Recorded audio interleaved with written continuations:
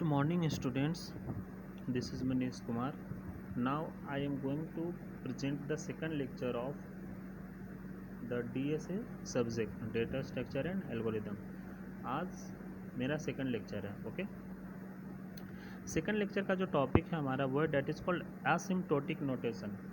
Actually में ये आपके सिलेबस में फॉरगेट करके लिखा नहीं है, बट जब तक आप इसको पढ़ोगे नहीं तो जब मैं आपको टाइम कॉम्प्लेक्सिटी या फिर best case, worst case, average case बताऊंगा तो वो आपको समझ में नहीं आएगा कि लोअर बाउंड क्या होता, अपर बाउंड क्या होता.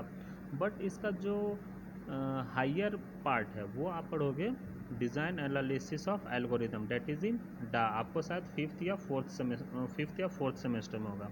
ओके, नाउ अब आते हैं हम एसिम्प्टोटिक नोटेशन में. एसिम्प्टोटिक नोटेशन क्या होता है कि आपको मैंने 3 केस बताया था ना, that is called best, average और वर्स्ट केस. तो जब भी, और उसके जस्ट पहले मैंने आपको एक लाइन बताया था ये वाला, lower bound is less than और इक्वल टू एवरेज टाइम और लेस देन और इक्वल टू अपर बाउंड. ये एक्चुअल में निकलता कैसे, तो इसको बोलते हैं हम असिम्प्टोटिक नोटेशन. असिम्प्टोटिक नोटेशन का मतलब क्या हो गया, मैं आपको थोड़ा सा ब्रीफ में बता दूं समझाने के लिए. सपोज करो कि आपके पास कोई पैसे आ गए, ठीक है, पैसे आ गए लगभग 99,999 रुपया. कितने आ गए? 99,999 रुपया. तो आप क्या बोलोगे उसको कि 99,999 बोलोगे या 1,00,000 बोलोगे? आप लोग बोलोगे नियर अबाउट 1,00,000. 1 ही रुपया तो कम है. तो यही होता है एसिम्प्टोटिक नोटेशन. सपोज करो कि आपके पास जब एल्गोरिदम डिज़ाइन कर रहे हो तो आपका जो प्रोग्राम लिखे उसमें जो एल्गोरिदम और सीडो कोड बनाया उसको चलने के लिए आपको n+1 टाइम खर्च हो गए और स्पेस लग गया n+4 टाइम्स इन बीट या बाइट. तो आप क्या बोलोगे इसको, n+1 को आप क्या नियर अबाउट कर सकते हो? n लिख सकते हो. n+4 को नियर अबाउट क्या लिख सकते हो? n लिख सकते हो. यही एसिम्प्टोटिक नोटेशन है. डेट इज़ n+1 को आप n लिख रहे हो और n+4 को भी आप n लिख रहे हो. और सपोज करो कि n-1 है तो n-1 को भी आप near about order of n ही लिखोगे. तो एक या दो स्टेप से अगर किसी तरीके से अगर वो घट जाता है या बढ़ जाता है 1 या 2 तो आप उसको क्या कर सकते हो? कुछ भी नहीं. डेट इज़ कॉल्ड, आपको क्या लिखना है? Order of n. अब आते हैं इसमें 3 नोटेशन होता है. एसिम्प्टोटिक नोटेशन में 3 नोटेशन होता है. First is called big O notation और सेकंड इज कॉल्ड ओमेगा और third is called theta notation. 3 notation आपके यूज होते हैं, ओमेगा, बिगो और थीटा नोटेशन. 1 मिनट.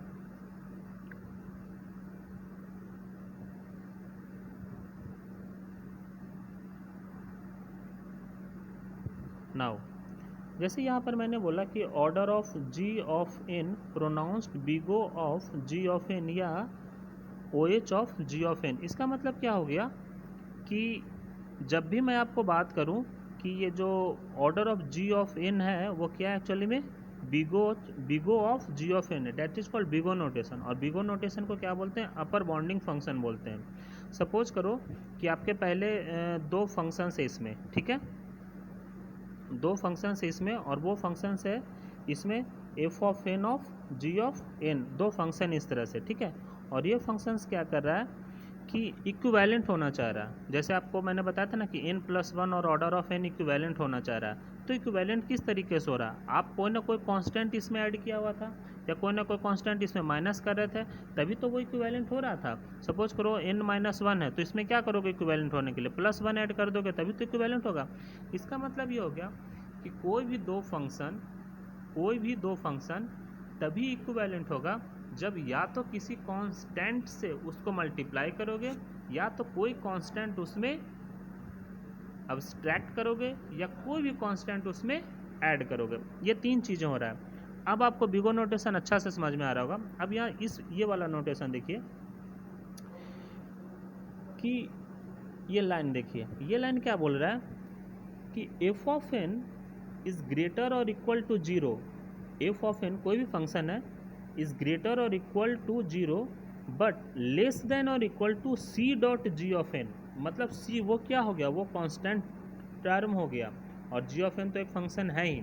तो मतलब जब भी आप एसिम्प्टोटिक नोटेशन निकालेंगे, खासकर आप बिगो नोटेशन जब निकालेंगे तो उसमें कोई भी जो फंक्शन होगा वो क्या होगा? आप जीरो से बड़ा ही होगा वो हर हालत में, निगेटिव फंक्शंस उसमें ऐड नहीं होंगे। और जब भी वो लेस देन और इक्वल टू होगा वो क्या होगा, किसी कांस्टेंट टर्म से जब आप मल्टीप्लाई करोगे उस फंक्शंस को तब वो उसके लेस देन और इक्वल टू आ जाएगा। अब यहाँ पर ध्यान दीजिएगा कि सर आप बोलें कि सर सी से करने के लिए तो सी तो या तो निगेटिव होगा या पॉजिटिव होगा, तो यहाँ पर कंडीशन अप्लाई किया कि जो भी आप कांस्टेंट फंक्शन लोगे वो जीरो से बड़ा लोगे, जीरो के इक्वल टू भी नहीं लोगे, क्योंकि जीरो लोगे तो फंक्शन खत्म हो जाएगा। और जो एन नोट की वैल्यू लोगे जो एन से ग्रेटर और एन से लेस देन और इक्वल टू होगा वो क्या होगा, वो भी n naught is greater or equal to 1, वो एटलीस्ट 1 होना चाहिए। तो अब आते हैं इसके एग्जाम्पल पर आते हैं। अब आपको समझ में आ गया कि क्या है, जो ये यहाँ पर जो फंक्शंस ले रहा है सी ग्रेटर देन 0 और N not is greater or equal to 1, ये हमेशा ध्यान रखिएगा। तो बिगो नोटेशन आपका क्या हो गया कि अगर कोई भी पूछे कि बिगो नोटेशन क्या, तो सबसे पहले आपको यही समझाना है कि सर सपोज करिए दो फंक्शंस है, मुझे दोनों फंक्शंस को इक्विवेलेंट करना, तो वो इक्विवेलेंट कब होगा, या तो उसमें कोई कांस्टेंट ऐड करोगे या कोई कांस्टेंट उसमें से माइनस करोगे या फिर कोई कांस्टेंट उसमें मल्टीप्लाई करोगे। यही तीन चीज़ आप कर सकते हो, बस आपका काम खत्म हो गया। अब सामने वाले को बस समझाने की ज़रूरत है। अब आते हैं एग्जाम्पल पे, ठीक है। फर्स्ट एग्जाम्पल इसमें कि find upper bound, that is called upper bound का मतलब ही है बिगो नोटेशन। फंक्शन दे रखा 3n + 8, तो इसका अब 3n + 8 को आप किस तरीके से लिखोगे, ठीक है। अगर मैं इसमें सपोज करो कि अगर 10 से एक फंक्शन ऐड हो रहा है तो 3n + 8 को अगर मैं लेस देन और इक्वल टू 4n कर दूँ तो n के हर एक वैल्यू के लिए ये फंक्शंस क्या हो जाएगा, बड़ा हो जाएगा, बिकॉज n का ही मल्टीप्लाई 3 है और यहाँ पर n का मल्टीप्लाई कितना हो गया, 4 हो गया। और कांस्टेंट टर्म कितना भी अगर ऐड हो जाए उसमें, कांस्टेंट टर्म कितना भी ऐड हो जाएगा उसमें, तो वो फंक्शंस क्या हो जाएगा, always less than of g of n, ठीक है। बस आपका काम हो गया। तो यहाँ पर आपको यही सोचना है कि मुझे फंक्शंस को किस तरह से बड़ा करना है, क्योंकि आपको निकालना क्या है, बिगो नोटेशन। ध्यान रहे, आपको निकालना क्या है, बिगो नोटेशन। तो जो भी फंक्शंस आप बताओगे वो फंक्शंस का देखना कि मल्टीप्लिकेशन में कौन सा टर्म है, तो वही मल्टीप्लिकेशन का टर्म अगर आपको पता चल गया तो आपका काम हो जाएगा। यहाँ पर क्या मल्टीप्लिकेशन का टर्म है, 3n। अगर मैं थोड़ा सा बढ़ा दूँ, 3.5 कर दूँ या 3.6 कर दूँ और इनके मल्टीप्लाई में कर दूँ, और उधर कितना भी बढ़ जाएगा, वो 8 कर दे, 100 कर दे, 2000 कर दे, 5000 कर दे, कांस्टेंट है, कांस्टेंट का तो कोई मतलब है नहीं, तो मल्टीप्लिकेशन क्या हो जाता है, वो बड़ा हो जाता है। इसीलिए जब भी कभी भी इस तरह से कोई फंक्शंस दे दे और मल्टीप्लिकेशन में अगर कोई वेरिएबल हो डेट इज़ कॉल्ड n, तो उसके मल्टीपल में आप फंक्शंस को क्या कर दो, उसको इंक्रीज करा दो। तो यहाँ पर क्या हो गया, आपकी c की वैल्यू 4 हो गई और n नॉट की वैल्यू क्या हो गई, वो 8 हो गई। This is your upper bound. अब इसी तरह से आते हैं एग्जाम्पल 2 में। कोई भी फंक्शन है n² + 1, तो n² + 1 है, तो अगर मैं इस तरह से कोई फंक्शंस बताऊं कि ये कैसे कम होगा, क्या n² + 2 से कम हो जाएगा, क्या n² + 4 से कम हो जाएगा, नहीं, n² + 4 से कम नहीं होगा, क्योंकि अगर मैं n² में अगर 2 से मल्टीप्लाई कर दूं या 3 से मल्टीप्लाई कर दूं तो क्या हो जाएगा, आप इधर कांस्टेंट टर्म कितना भी बढ़ा दो माय डियर फ्रेंड्स, ये कभी भी फंक्शंस इंक्रीज नहीं हो सकता है, चाहे आप ग्राफ प्लॉट करके आप देख लीजिएगा, ठीक है। इनकी हर एक वैल्यू पे आप ग्राफ प्लॉट करके देखिएगा, ये हमेशा छोटा ही रहेगा, इसीलिए हमेशा मल्टीप्लाई वाले को इंक्रीज कर देते हैं। तो क्या कर दें, n² में कितना का मल्टीपल है, 1 का मल्टीपल है, तो कितना का कर दें, इसमें 2 का कर दें। क्यों, क्योंकि n को कहाँ से रखना है, 1 से बड़ा रखना है, या 1 भी रख सकते हो या 2 से ज़्यादा भी रख सकते हो, ठीक है। इसी तरह से आपका थर्ड एग्जाम्पल जो वो क्या है, n4 है, n4 को आप क्या कर सकते हो, 2n4 कर दो तब भी बड़ा हो जाएगा। इसी तरह से c की वैल्यू क्या हो गई, 2 होगी, और n नोट की वैल्यू क्या हो गई, 11 आ गई। इसी तरह से आपको देखना है। अब आते इसमें नोट 1 है। नोट 1 क्या बोल रहा है कि अगर if both functions are greater by fraction of a number, क्या बोल रहा, if both functions are greater by fraction of a number of functions it can not handle it. इसका मतलब क्या होगा कि अगर सपोज करो दोनों फंक्शंस है, किसी एक भी फंक्शंस में जैसे 2n² है और इधर भी आपका 4n² है, कोई कांस्टेंट टर्म नहीं है, ठीक है, तो आप उसको किसी भी फंक्शन से मल्टीप्लाई करके नहीं बढ़ा सकते हो। जैसे कि मैंने कांस्टेंट से मल्टीप्लाई किया था 2 से, 4 से, 5 से, क्या आप वहाँ n से मल्टीप्लाई कर सकते हो, क्या आप वहाँ n² से मल्टीप्लाई कर सकते हो, नहीं कर सकते हो। क्यों, क्योंकि n की कुछ भी वैल्यू हो सकती है, n की वैल्यू हम माइनस में भी ले सकते हैं, n की वैल्यू मैं लॉग में भी ले सकता हूँ, तो आप वहाँ डिफाइन नहीं कर पाओगे। बट किसी भी किसी भी वैल्यू के लिए, जैसे कि हाँ कि सर आपने n का वैल्यू लिया और n की वैल्यू यहीं रहेगा, that is called multiply, always n की वैल्यू रहेगी n इंटू एन स्क्वायर, वहाँ पे आप कर सकते हैं। बट ये जस्टिफाई आप नहीं कर सकते क्योंकि n क्या होता है, इंडिपेंडेंट वैल्यू ली जाती है किसी भी फंक्शंस में। अब आते हैं सेकंड नोट में। सेकंड नोट में क्या बोल रहा है कि if both functions are greater by fraction, सही बात है, अगर दोनों फंक्शंस ग्रेटर बाय फ्रैक्शन हो ऑफ ए कांस्टेंट नंबर, जैसा कि ऊपर वाले में देखा, ठीक है, ऊपर वाले में क्या था कि 3n प्लस 8 था और इधर मैंने क्या कर दिया, ग्रेटर देन और इक्वल टू कर दिया 4n से, तो वो फ्रैक्शन क्या है, वो कांस्टेंट टर्म क्या है, वो n नॉट इक्वल टू 8 है, वो sorry C not equal to 8 है, वो तो क्या है, वो कोई ना कोई एक कांस्टेंट फंक्शन से ग्रेटर है। जब कांस्टेंट फंक्शन से ग्रेटर आ जाएगा तब आप आराम से उसमें बिगो नोटेशन निकाल सकते हो। बट अगर कोई दो फंक्शन है, दोनों वेरिएबल है और कोई भी कांस्टेंट टर्म उसमें नहीं है, तब आप एसिम्प्टोटिक नोटेशन में बिगो वैल्यू आप नहीं निकाल सकते हो जब तक कि आपको उसमें कोई भी एक कांस्टेंट टर्म ना हो। सेम यही वैल्यू आपका किस में रहता है, ओमेगा नोटेशन में भी रहता है सेम। जहाँ पर आप बिगो निकाल रहे हो मतलब बड़ी वैल्यू निकाल रहे हो, वहाँ पर आपको लोअर वैल्यू निकालना है। बस आते हैं हम नीचे ओमेगा नोटेशन में देखते हैं। ओमेगा नोटेशन को इस तरह से लिखा जाता है, जस्ट लाइक ये वाला वैल्यू पे, ठीक है, इस तरह के वैल्यू पे आप लिख सकते हो उसको, ओमेगा नोटेशन को। अब आते हैं ओमेगा नोटेशन जब भी आएगा इसका मतलब क्या बोलेगा, वो फाइंड द लोअर बाउंड, तो लोअर बाउंड के लिए कोई भी फंक्शन दिया रहा होगा और इस तरह से उसको निकालना है कि वो कांस्टेंट टर्म उससे और एन नॉट से वो फंक्शन क्या हो जाएगा, वो लोअर आ जाएगा। सपोज करो 5n स्क्वायर है, ठीक है, तो 5n स्क्वायर से लोअर बाउंड निकालोगे तो क्या होगा, वो लेस देन और इक्वल टू cn स्क्वायर और लेस देन और ग्रेटर देन इक्वल टू 0। इस तरह से सी और एन नॉट एग्जिस्ट ही करता है। इसका सपोज करो कि इसका आपका डेफिनीशन ही है ये कि कोई वैसी फंक्शंस आपको निकालना है कि जो 0 से बड़ा या बराबर हो बट वो गिवन फंक्शन से छोटा और इक्वल टू आ जाए। तो यहाँ पर गिवन फंक्शंस क्या है, 5n स्क्वायर है, तो आप किस तरह से आप इसको इक्वल कर दोगे, अगर मैं c को भी 5 कर दूं और n स्क्वायर तो है ही, तो क्या हो जाएगा, बराबर नहीं हो जाएगा। बट बराबर करने के लिए जो पहला n की वैल्यू लोगे वो क्या लोगे, n नॉट इक्वल टू 1। अगर आप इसको लोअर दिखाना चाहते हो तो n नॉट की वैल्यू क्या ले लो, 1/2, 1/2 ले लोगे, स्क्वायर है तो 1/4 आ जाएगा।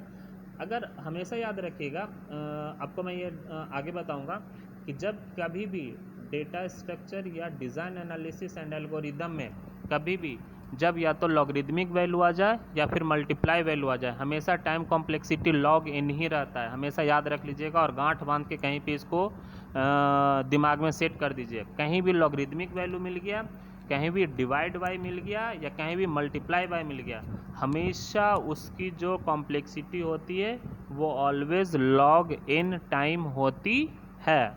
नाउ अब आते हैं सेकंड एग्जांपल पे। सेकंड एग्जांपल क्या है, एफ ऑफ एन दिया हुआ 100n प्लस 5। अब 100n प्लस 5 को इस तरह से करना है कि वो सबसे लोअर वैल्यू निकाल के आ जाए। तो क्या करोगे, उसमें n की वैल्यू आप उसमें 1 भी रख सकते हो, n की वैल्यू आप उसमें 2 भी रख सकते हो। इस तरह से आप डिज़ाइन करोगे ताकि वो आ जाए। तो यहाँ पर क्या है आपका 100n प्लस 5, तो जो भी इसकी वैल्यू ग्रेटर देन आएगी तो क्या वैल्यू आएगी, 100n प्लस 5 से बड़ा आएगी। तो फंक्शंस क्या है, सी एन स्क्वायर है, सी एन स्क्वायर में आप निकाल दो सी की वैल्यू कितनी आ जाएगी, ठीक है। तो सी की वैल्यू कितनी आ जाएगी आपकी 1 से लेके 105 तक, क्योंकि अगर मैं n की वैल्यू 1 रखूँगा तो 100 प्लस 1 कितना हो जाएगा 105। इस तरह से ये नीचे आ जाएगा, ठीक है। बट अगर ध्यान देखोगे कि अगर दोनों फंक्शंस ये वेरिएबल है तो ये स्मॉलर नहीं होगा, बिकॉज क्या, ये स्क्वायर के पावर में बढ़ रहा है, तो इसलिए आपको ध्यान देना पड़ेगा, यहाँ पर जो एन नॉट की वैल्यू है वो आपको ध्यान देना पड़ेगा, ओके। अब आते हैं थीटा नोटेशन में, ठीक है। थीटा नोटेशन क्या कहता है कि वो फंक्शंस आपको लेना है, थीटा नोटेशन क्या बोलता है, आपको ऐसा फंक्शंस लेना है कि जो गिवन फंक्शन में अगर कोई मैं एक कांस्टेंट से मल्टीप्लाई कर दूं तो वो फंक्शन उससे छोटा हो जाए, और अगर मैं किसी दूसरे कांस्टेंट से मल्टीप्लाई कर दूं तो वो फंक्शन गिवन फंक्शन से बड़ा हो जाए। जस्ट लाइक दिस, सपोज करो एफ ऑफ एन दिया हुआ है, ठीक है, तो आपको जी ऑफ एन एक ऐसा फंक्शन निकालना है और उसको ऐसा कांस्टेंट से मल्टीप्लाई करना है कि वो ऑलवेज लेस देन और इक्वल टू रहे, और एक ऐसा कांस्टेंट निकालना है C2 और फंक्शंस निकालना है जो कि ऑलवेज ग्रेटर देन और equal to the given function. इसको बोलते हैं क्या हम लोग, थीटा नोटेशन। तो थीटा नोटेशन में कितने कांस्टेंट निकालना पड़ेगा, 2 कांस्टेंट, और इन नॉट की वैल्यू क्या हो जाएगी, 1 ज़्यादा हो जाएगी। इसी तरह से आप निकाल सकते हो कि जो आपका गिवन फंक्शन है वो क्या आ जाएगा, आपका छोटा आ जाएगा। सपोज करो फर्स्ट इक्वेशन में ही आपका जो ये दिया हुआ था 100 और 100 प्लस 5, तो इसमें क्या आ जाएगा, 1/5 आ जाएगा, ठीक है। और C2 की वैल्यू कितनी आ जाएगी, 1 आ जाएगी, और इन नॉट की वैल्यू 2, ठीक है। तो आप टेंशन मत लीजिएगा, ये सारी चीज़ें आपको डा में फिर से पढ़ाई जाएगी। बस मैं थोड़ा सा इसमें बता दिया हूँ, ये बहुत बड़ा चैप्टर है, ये बहुत बड़ा चैप्टर है, इसमें कम से कम 4 या 5 क्लास चाहिए। बट मैं जस्ट लाइक एक इंट्रोडक्टरी पार्ट दे रहा हूँ कि जब आपको वैल्यू निकालना पड़ेगा तब आप समझ पाओगे। इतना इतना आपके लिए मोर देन एनफ है, ठीक है। अब जो इम्पॉर्टेंट नोट है आपको फिर यही है कि अगर मैं बोलूँ फॉर एनालिसिस करने के लिए तो आपको 3 केस की ज़रूरत पड़ेगी, best, worst and average, and we try to give the upper bound. किसी भी चीज़ के लिए हम लोग सोचते हैं कि अपर बाउंड दे दें। अगर मैं अपर बाउंड दे दूँ कि मेरी जो हाईएस्ट इनकम होगी पूरी लाइफ टाइम तक वो 50 करोड़ होगी, तो 50 करोड़ अपर बाउंड हो गया, उससे मैं मिनिमम ही रहूँगा, कभी भी 50 करोड़ के बाहर मैं नहीं जा सकता हूँ, तो वो आपको ध्यान देने की बात है। और लोअर बाउंड और एवरेज रनिंग टाइम क्या होगी, वो अपर बाउंड से वो लोअर ही रहेगी हर हालत में, ओके। चलिए, okay friends, this is all about your asymptotic notation. Thank you.